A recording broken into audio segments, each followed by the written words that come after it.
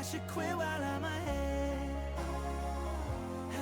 you know, some data sets can actually be graphed, and we can look at them visually, by means of a scatter plot, where on the axes we just literally put dots that represent the data points. And then we can take a look at sort of how the data fits on the coordinate plane.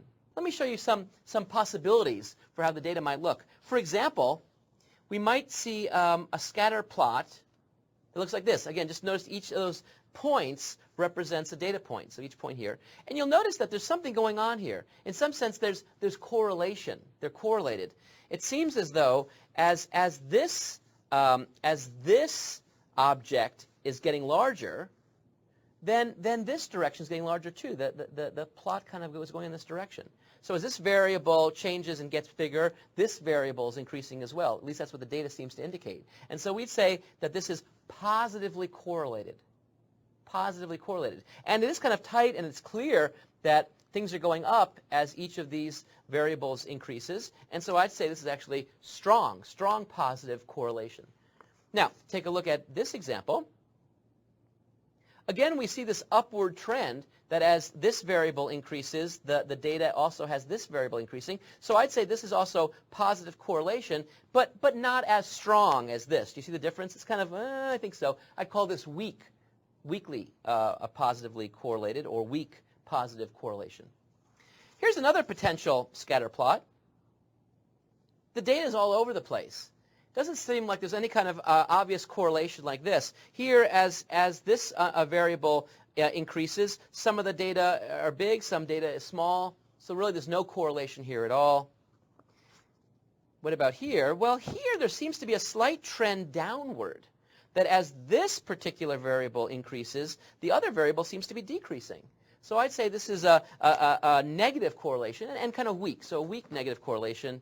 And then finally, if we look at this example here, we see that there's a strong tend to move downward. So as this variable increases, this variable seems to be decreasing. So this would be a strong negative correlation, going down negative, going up positive, and everything in between. Let's take a look at an example together.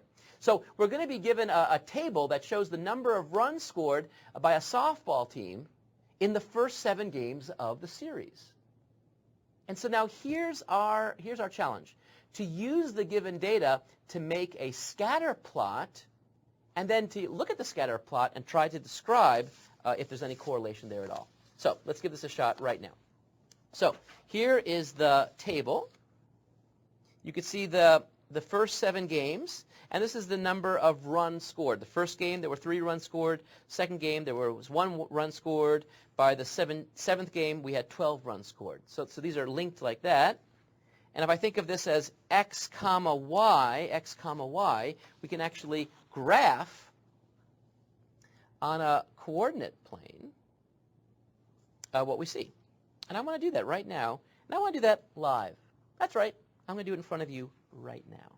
So on this x-axis is the game number, and then on the y-axis we have the number of runs scored per game. And we're now going to create this appropriate scatter plot by just plotting these points. So game 1, we have 3 runs scored. That means 1 comma 3. X equals 1 game, and then y equals 3. So 1 comma 3, 1, 2, 3. I put a dot right there.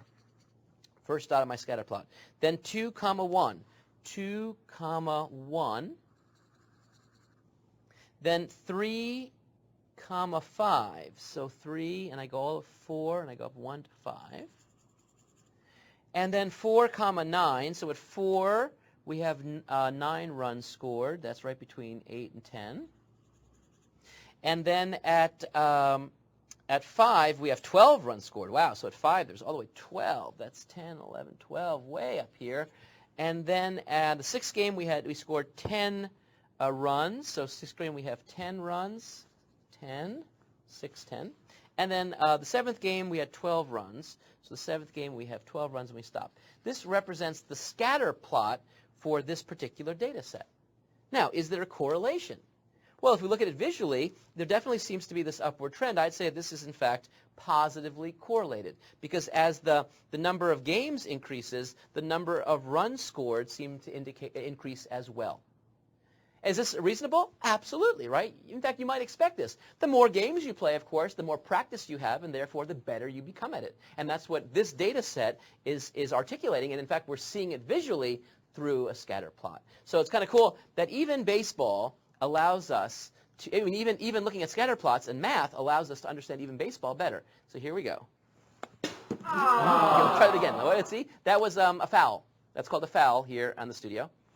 Nice. There, that's a good one. And I broke all sorts of equipment. But the point is that you can see in the real world, by looking at data, in this case through a scatter plot, we can see correlation.